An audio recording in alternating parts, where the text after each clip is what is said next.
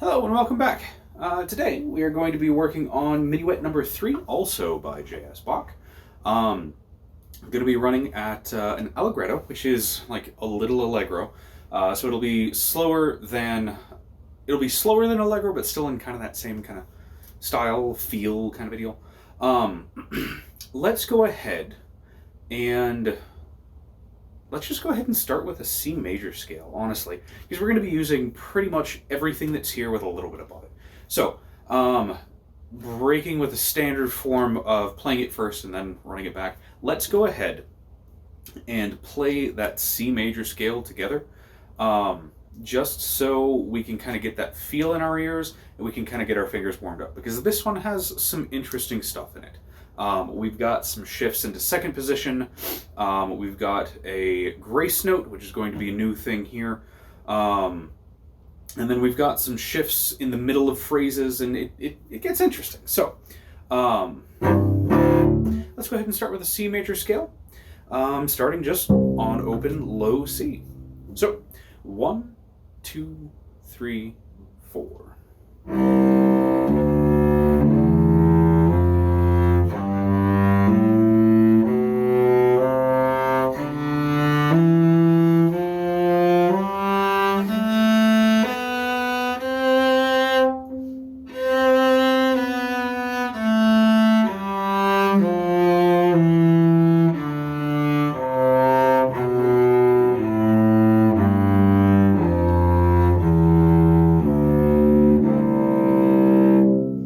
Okay, so now that we have that under our fingers, we're going to be using basically from the G. I think our lowest note might actually be a B on the G. Yeah, just kind of glancing through, I think that might be the lowest. We're going to use pretty much all of that scale with the exception of the C string today. And then a little bit up higher as well. So, let's go ahead and listen to what this sounds like first. And then we can go through and break it down line by line, and then we can work on learning this entire thing. So, let me double check my speed here. Actually, okay. So, Minuet number 3. 1, 2, 3, 1, 2.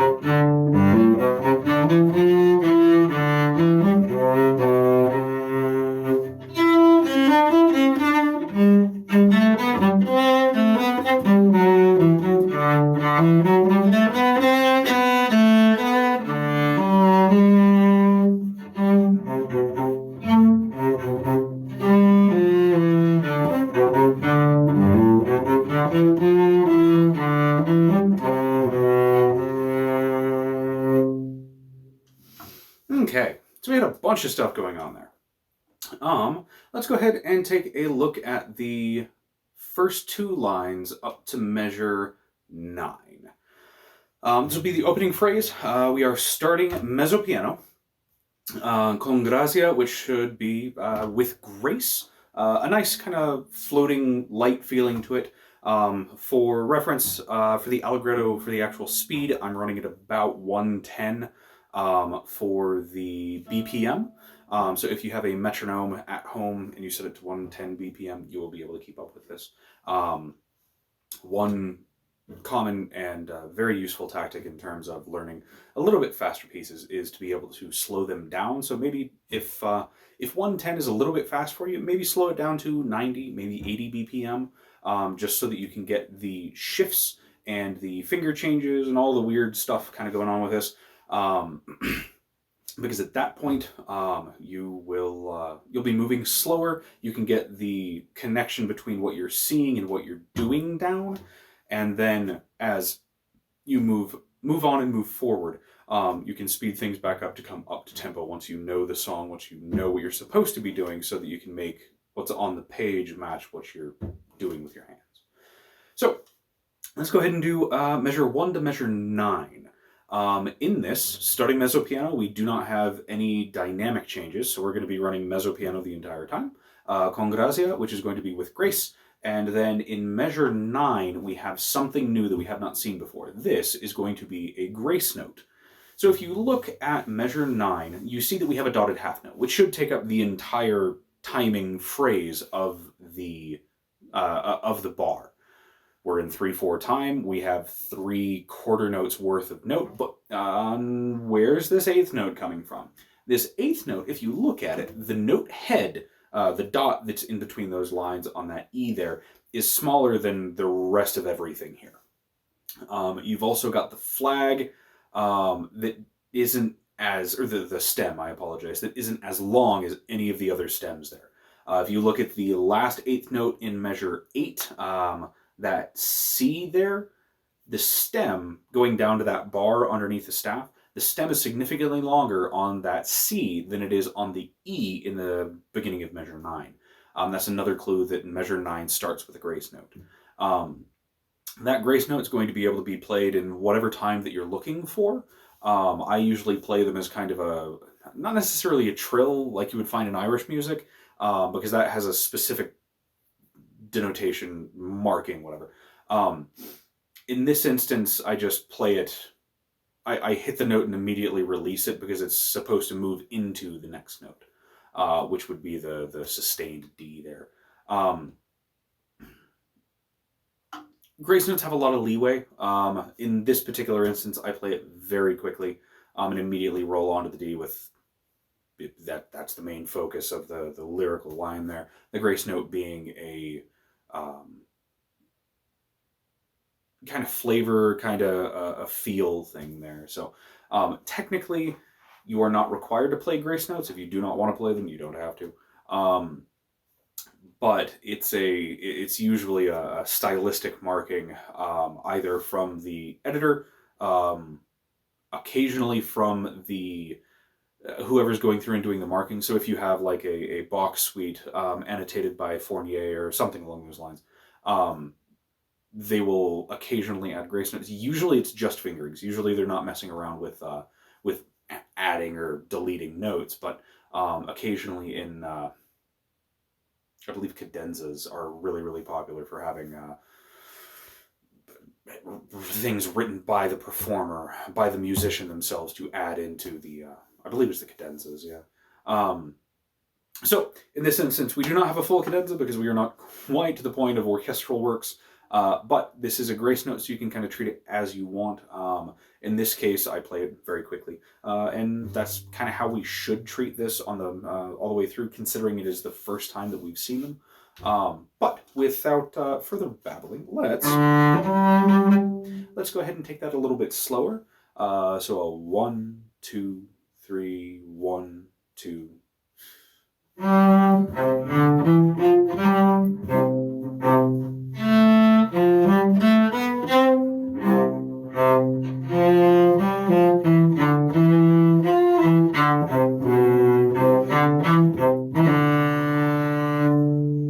Okay. And you saw how quickly it's very fast. So let's go ahead and play that one more time. Keep in mind, bowings are very important with how this is set up so that you always arrive at the major important parts on the right bow. So you're not trying to, or trying to play slurs kind of backwards. So go ahead and join me one more time. We will play measure 1 to measure 9, where that sustained D is there. And then just keep in mind bowings. So 1, 2, 3, 1, 2.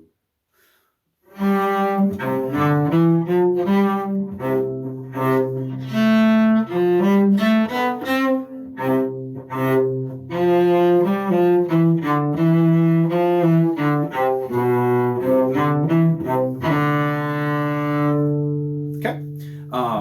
Also on the repeated notes, like in measure 2, the low C's there, they do have the dots on them, so that they do need to be.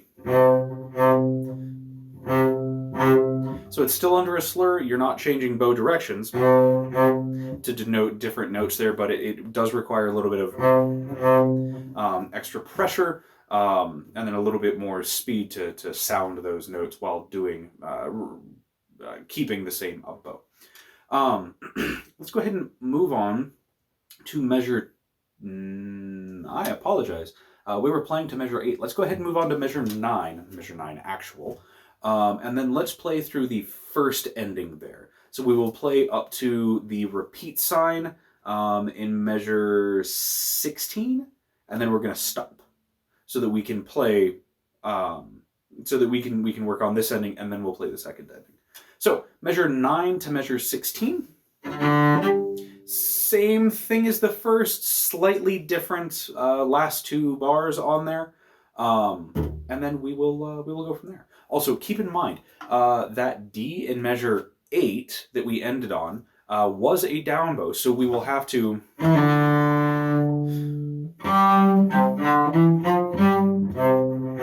When we tie everything together, it will be a down, and then another down. But we're not going to worry about that quite yet. So, measure 9 to measure 16. 1, 2, 3, 1, 2.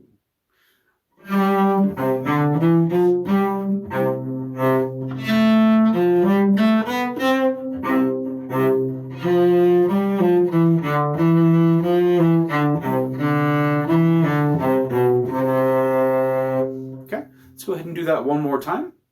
Nice, simple, straightforward, no weird fingerings, no dynamic markings. It's just as it comes, nice and easy. So, measure 9 to measure 16, first ending. So 1, 2, 3. Okay,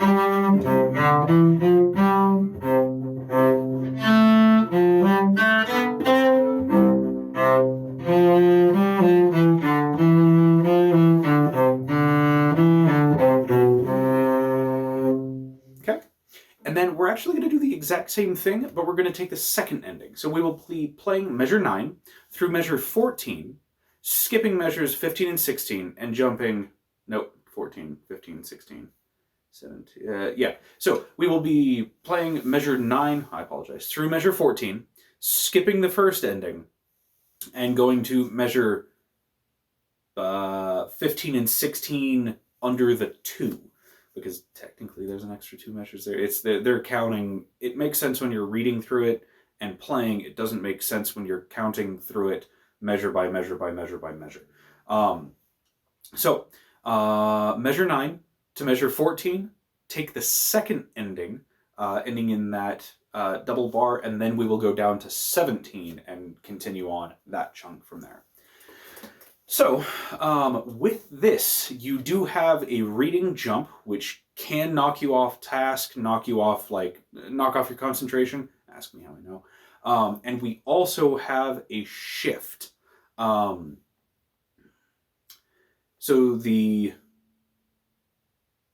we've got the repeat sign in measure 17. We'll go 2 measures before that in the second ending, in that first measure of the second ending. We have.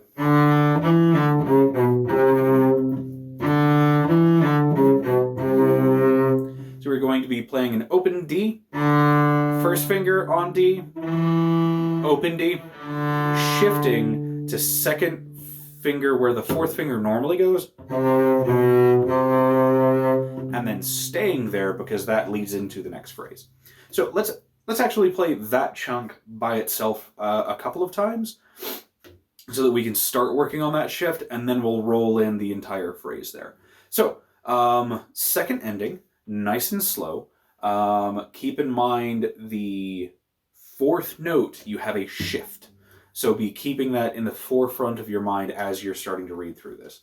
So we'll take it nice and slow. Second ending, 1, 2, 3, 1, 2.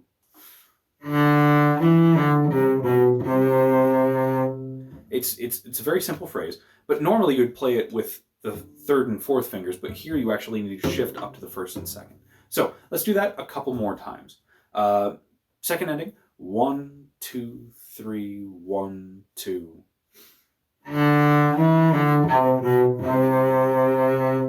One more time. 1, 2, 3, 1, 2.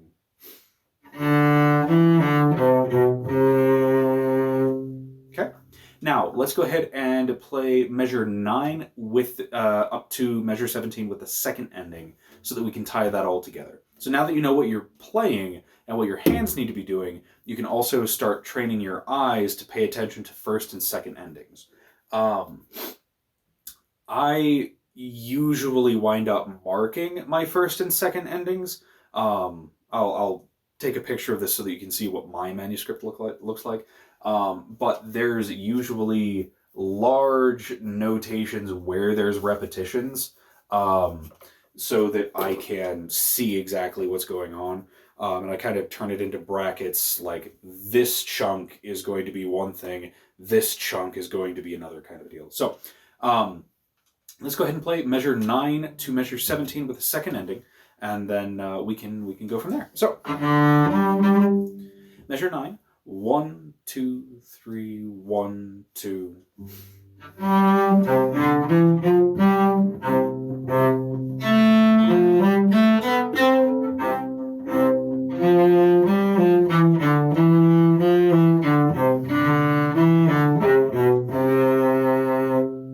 Okay, let's do that one more time. Keep in mind, just completely ignoring the first ending right now, playing measure 9 through measure 14, and then jumping to 15 and 16 of the second ending. So, again, 1, 2, 3, 1, 2.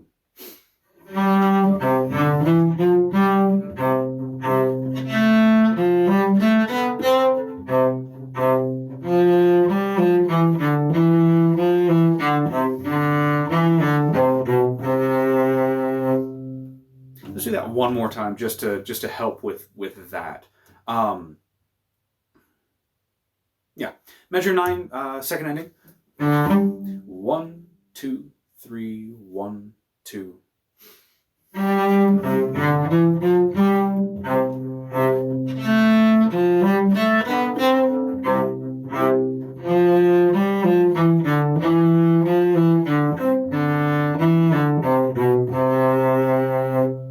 Okay, so this is the first chunk done. So let's go ahead and play the first section, the first half of the song with the repeat. It'll be measure 1 to measure 14. Take the first ending, and then at the repeat sign, go back to the beginning, play through, skip the first ending, go to the second ending when you get there, and then we can move forward. Keep in mind, in measure 9, at the beginning of the one note in measure 8 into the beginning of measure 9, we do have a circle bow, which is where you're going to be playing a down bow, and then coming back to a down bow. So keep that in mind. You will be playing a down note on that D in measure 8, and then a down bow on the G in measure 9. So go ahead and play with me. We'll start at the beginning. We'll play the first ending, go back to the beginning, play the second ending, and we'll do that probably twice, and then move on from there. So, nice and slow. 1, 2, 3, 1, 2.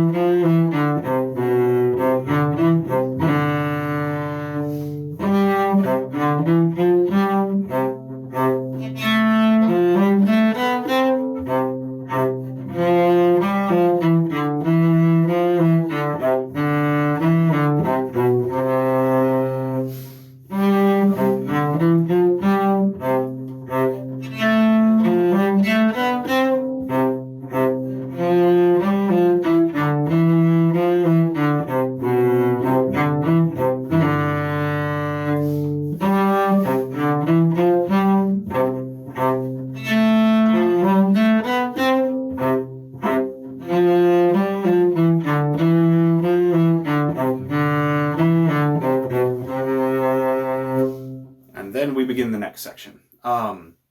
So let's go ahead and do that one more time. If nothing else, just so we can work on that circle bow from measure 8 into measure 9.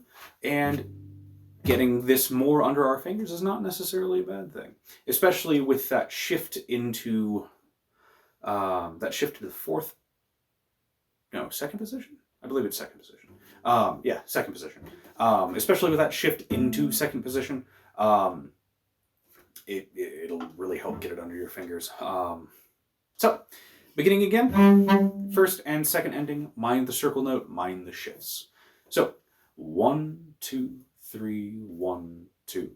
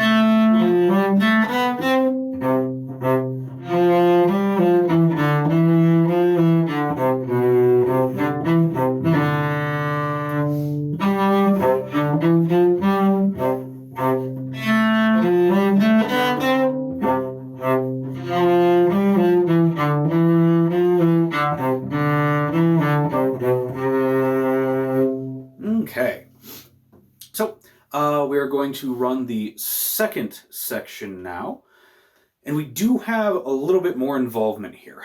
We are starting mezzo forte. On the second line, we have a crescendo and then a decrescendo into a piano.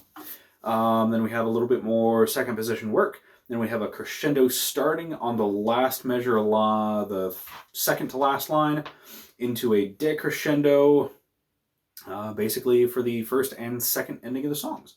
So, or first and second ending of these songs, singular, not plural. So let's go ahead and do the first. Let's do the first 2 lines up to measure 24. So it'll be 17 through 24. Keep in mind, we are starting in second position here. So if you look at the last measure 15, measure 15 of the second ending. So we have our second finger where our fourth finger on the G string normally would be, and we are just going to run straight over to the A, plop our fourth finger down, and that will give us an E. Now, we have a first finger notated on that C natural, which means that you need to play a low 1 to hit that C natural.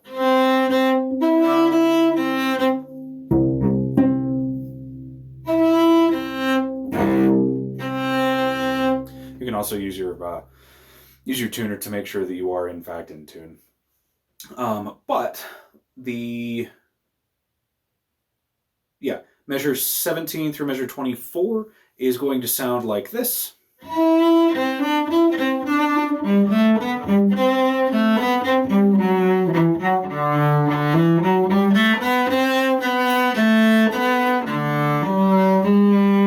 I still have trouble with that. Okay, there we are. So let's go ahead and break this down measure by measure, just because this is a little bit more involved and we have multiple shifts. So starting in second position, we have a 4, low 1, extended 2, 4, low 1 again, extended 2, yep. 2 on the D string, open string on the A, and then shift back to first position. Fourth. So let's just work on those 2 measures real quick.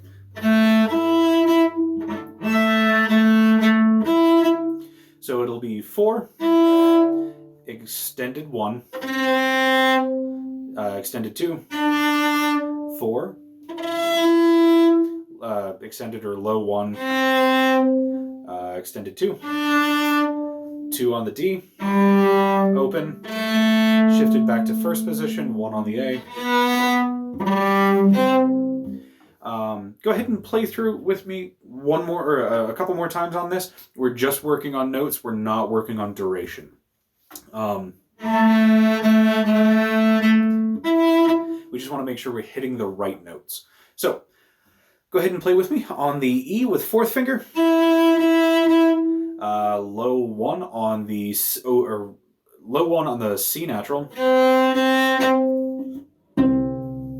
You can check that with your low C. Extended 2 on the D. You can check that with your D string. Good. Fourth finger on the E. First low 1 on the C natural. 2 on the D. 2 on the G. Well, 2 on the D string, which is a G. Open A. Shouldn't have to check that against anything. And then back to a B on the A string, which is first position. Okay, so putting it all together, let's go ahead and just play those 2 measures, and then we'll resolve onto the C because, yeah, it's whatever. Yeah, let's go ahead and play those 2 measures. We'll take it slow, and we will roll from there. So,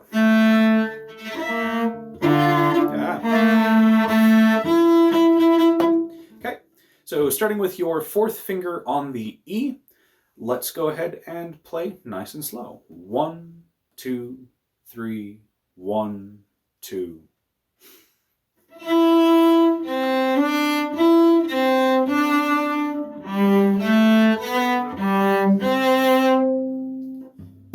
Okay, one more time. 1, 2, 3, 1, 2.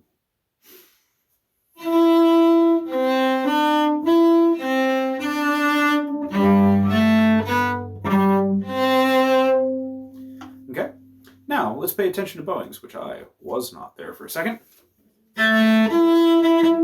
So, 1, 2, 3, 1, 2.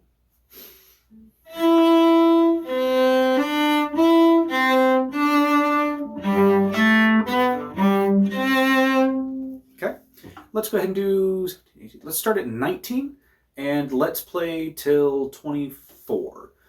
So this should all be first position with a shift into second position again right at 24, not 23 into 24, whatever. So measure 9 into 24. So we're back into first position, nothing to worry about until the very end.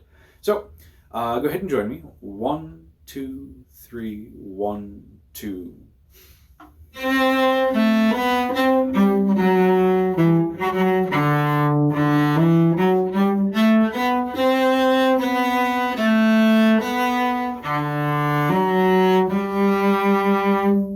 Okay, let's work on that one more time. Just keep in mind,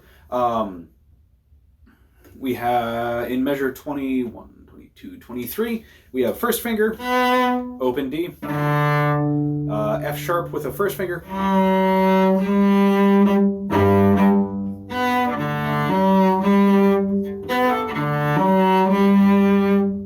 okay, so measures 19 to measure 24, 1, 2, 3, 1, 2.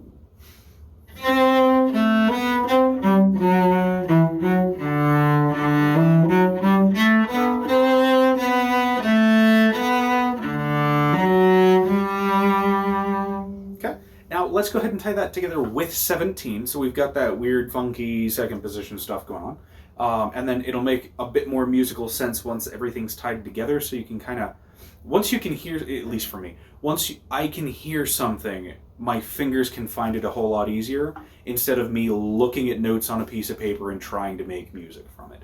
Once I have the song in my head, sailing is a lot smoother. So let's go ahead and start at measure 17. We'll keep it slow, and then we will play to measure 24. So 1, 2, 3, 1, 2.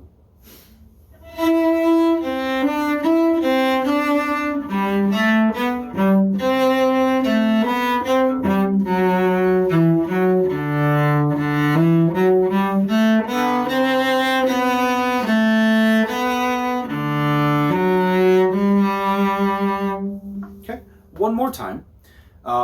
We are going to move a little bit faster through those first two measures, just because moving forward, we should be able to get things under our fingers, and kind of tying it in musically will help you get it. If you're still having a little bit of trouble there, absolutely not a problem. Take a little bit of time, maybe after the lesson, on your own time, whatever, to work through whatever sections give you trouble, and just kind of look at these as like, hey, here's the general idea, here's what we're particularly working on, and then after, if you're having a tough spot or you're having a hard time hitting a shift, it really does help to go back and practice that so that you can tie everything together. So, measure 17 to measure 24. 1, 2, 3, 1, 2.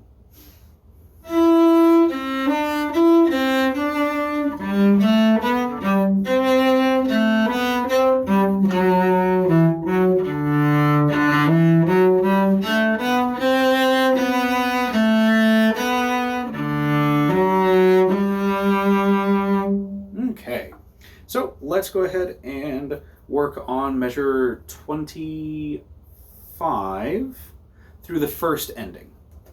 So it's going to sound like this. We are still in second position. Going to sound like this.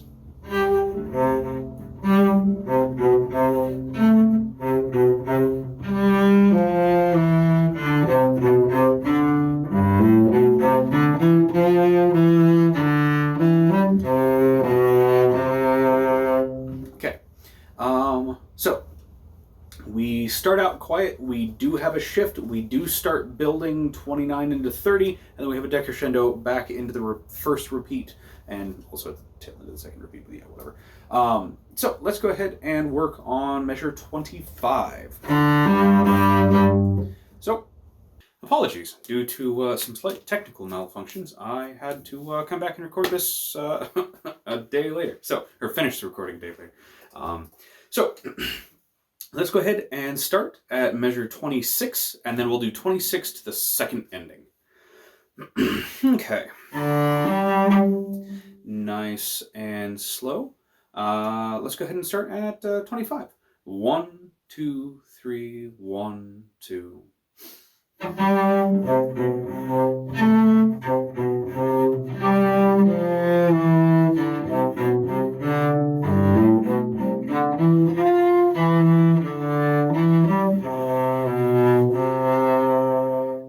Okay, let's do that one more time, and then we can wrap everything up and go from there. So 25 to the second ending. 1, 2, 3, 1, 2.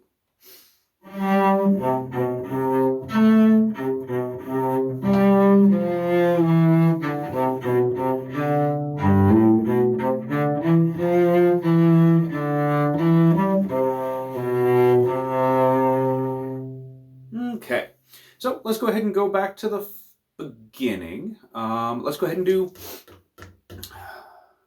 the first section. We'll do the first ending, and then we'll do the second ending. Then we'll do the second section, first ending and second ending, and then we'll go and put everything all together.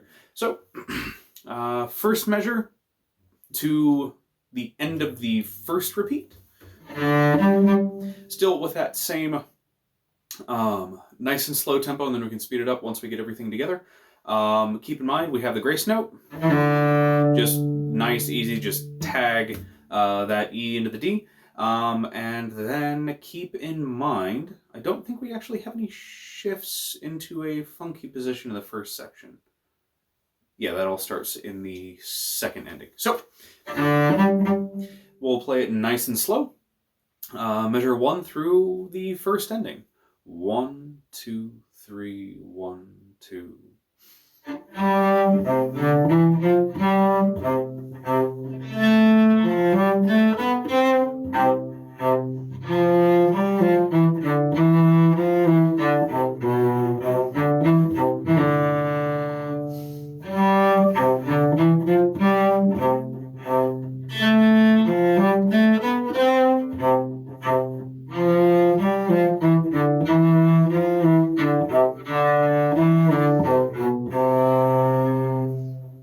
Beginning to the second ending, And then also keep in mind, right after that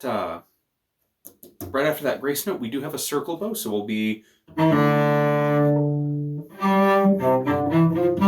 So it'll be a double down there. Okay, so measure 1 to the second ending. 1, 2, 3, 1, 2.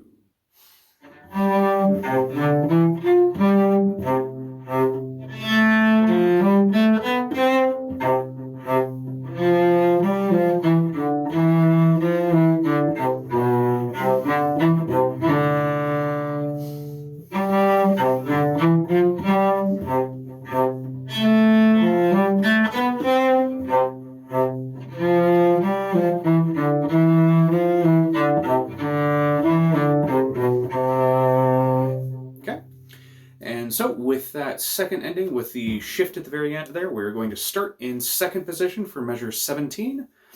And then we will play 17 through first ending.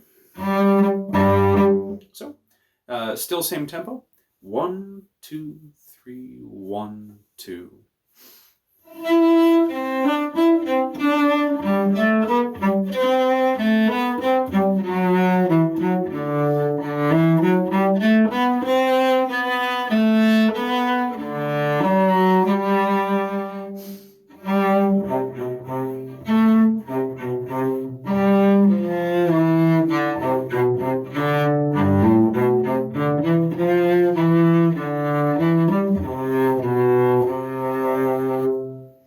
Okay, let's go ahead and do that one more time just because we do have some awkward shifts in there.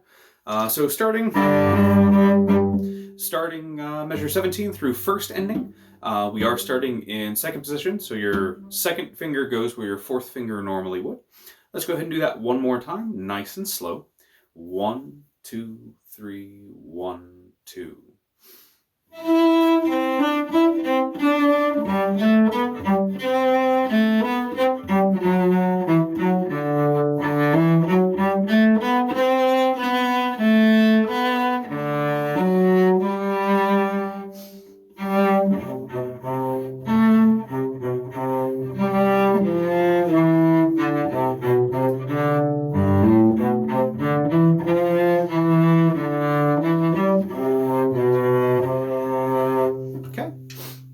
And then let's go ahead and do measure 17 through the second ending, and then we can tie everything all together.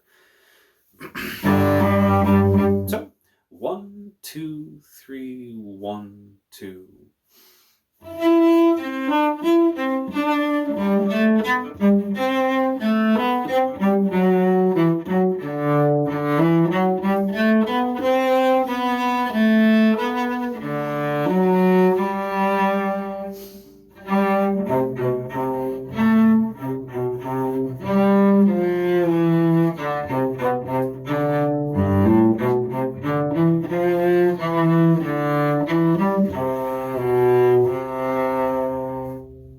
Okay, so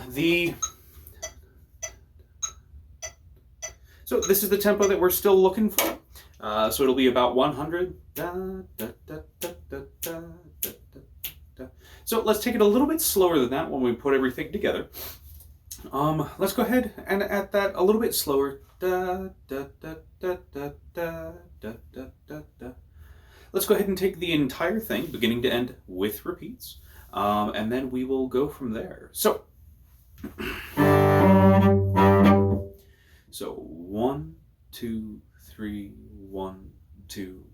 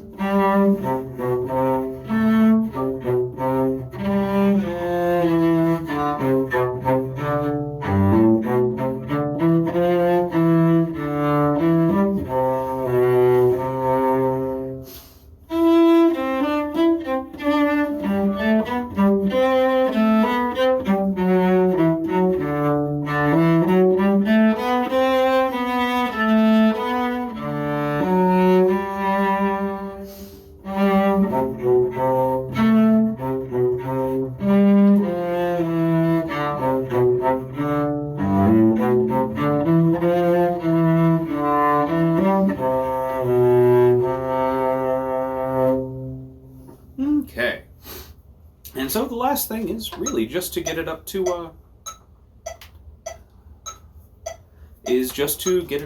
speed. We were a little bit under. I think I sped up a little bit during that, but let's go ahead and try. Yeah, let's go ahead and try it at that. So 1, 2, 3, 1, 2.